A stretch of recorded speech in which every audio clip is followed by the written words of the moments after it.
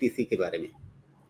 और यहाँ पर अभय त्रिपाठी जी पूछ रहे हैं बेंगलुरु से, इन्होंने तो बढ़िया भाव पे खरीद रखा है 220 के भाव पे। अब ये इनकी नज़र टिक गई है 500 पे और पूछ रहे हैं 6 महीने में पार करेगा या नहीं करेगा, या पहले ही थोड़ा सा कम से कम कुछ पैसा घर ले आए।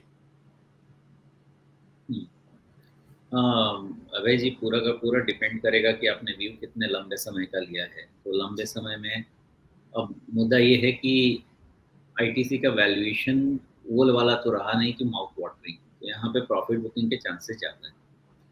मुझे इस लेवल पे आईटीसी पे ये लगता है कि शायद इसके 200 डीएमए की टेस्ट होनी ज़्यादा ज़रूरी है देन गोइंग टुवर्ड्स 500 जाना भी है तो आप 465 468 का मार्कर लगा के रख लीजिए।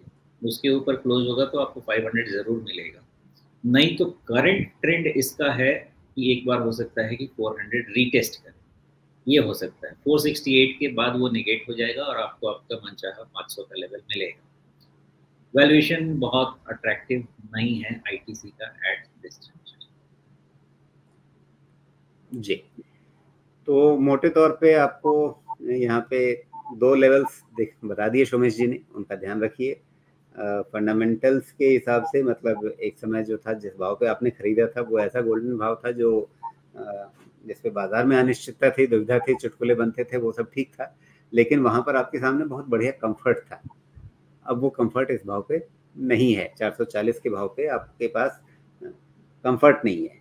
पैसा आपका 100% बढ़ चुका है, दोगुना हो चुका है। तो अगर आप पार्शियल प्रॉफिट बुकिंग जो आप कह रहे हैं, मान लीजिए आपके पास जितने शेयर हैं 2000 शेयर आपने खरीद रखे हैं, उसमें से 1000 शेयर का पैसा आप घर ले भी आए तो ये कोई गलत फैसला नहीं होगा जो अभी स्थितियां दिख रही हैं उसके हिसाब से। और उसके बाद फिर आप के पास जो बाकी जितने भी शेयर बचे वो मुफ्त के हैं, तो फिर आप आराम से उस पर जितना समय चाहें, जितना लंबा समय देना चाहें उसे दे सकते हैं। फिर उस समय आपके पास कोई चिंता ही नहीं रहेगी।